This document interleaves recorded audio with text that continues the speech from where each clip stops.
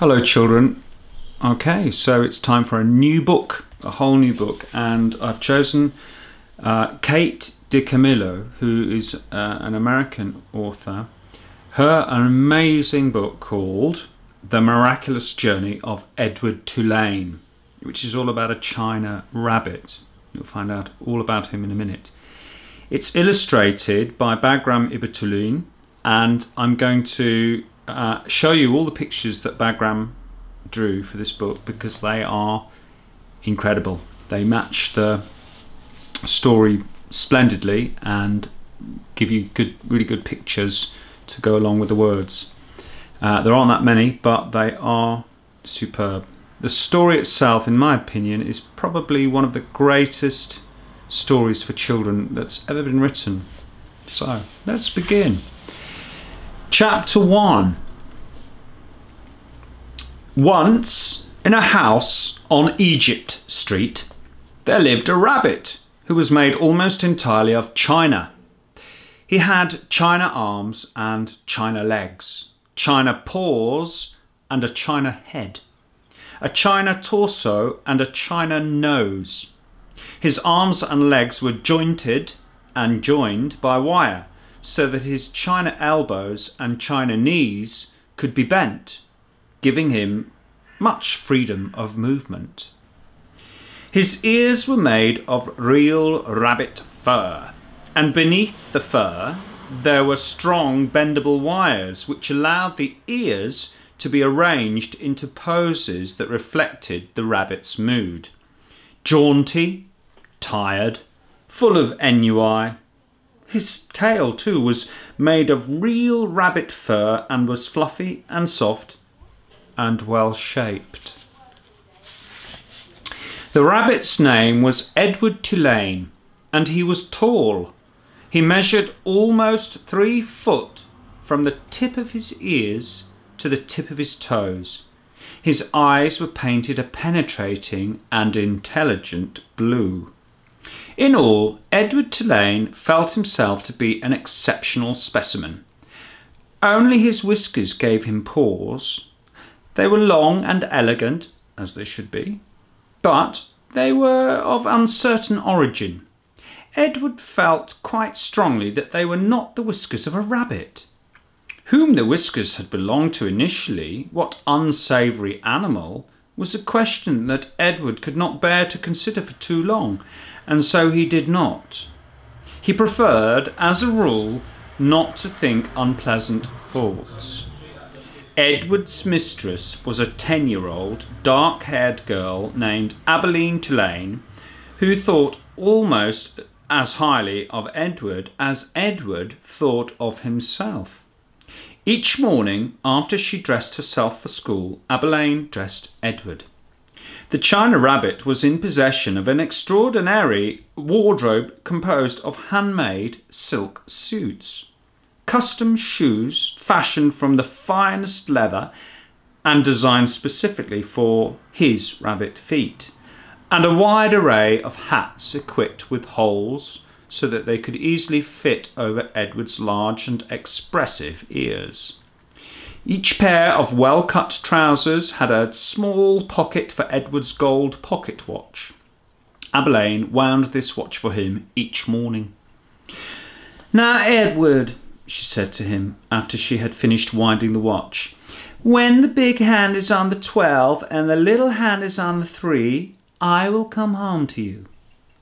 She placed Edward on a chair in the dining room and positioned the chair so that Edward was looking out of the window and could see the path that led up to the Tulane front door.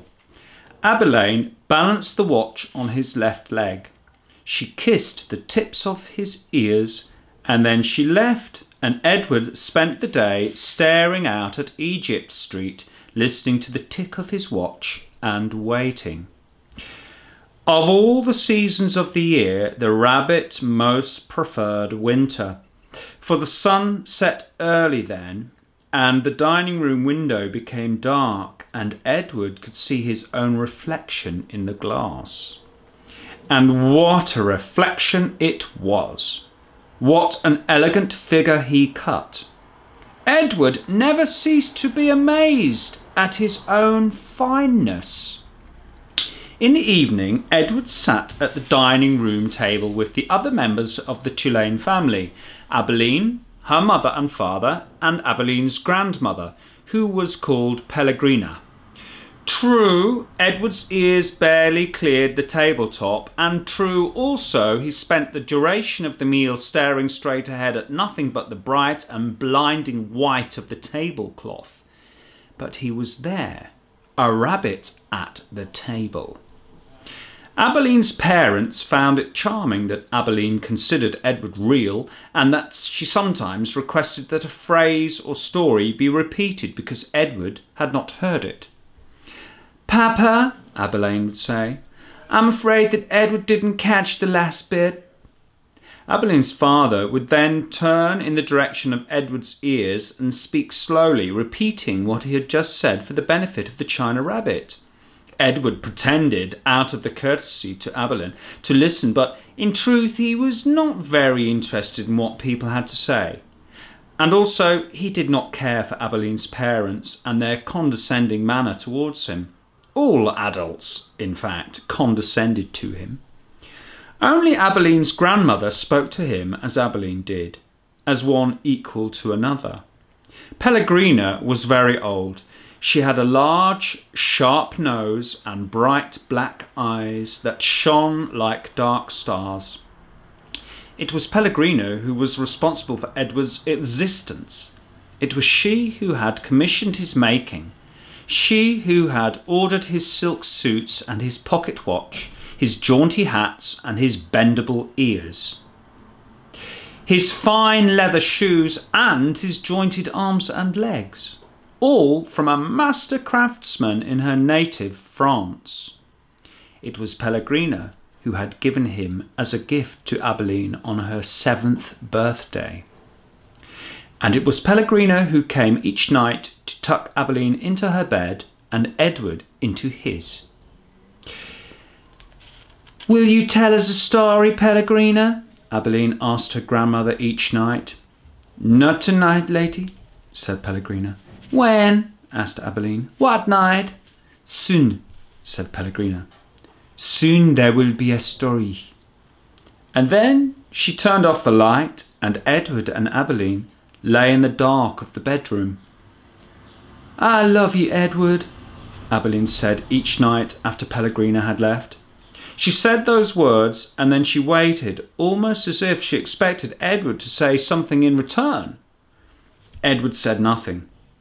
He said nothing because, of course, he could not speak. He lay in his small bed next to Abilene's large one.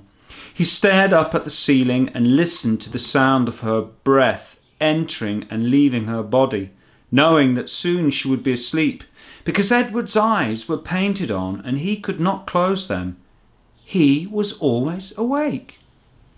Sometimes, if Abilene put him into his bed on his side instead of on his back, he could see through the cracks in the curtains and out into the dark night. On clear nights, the stars shone, and their pinprick light comforted Edward in a way that he could not quite understand.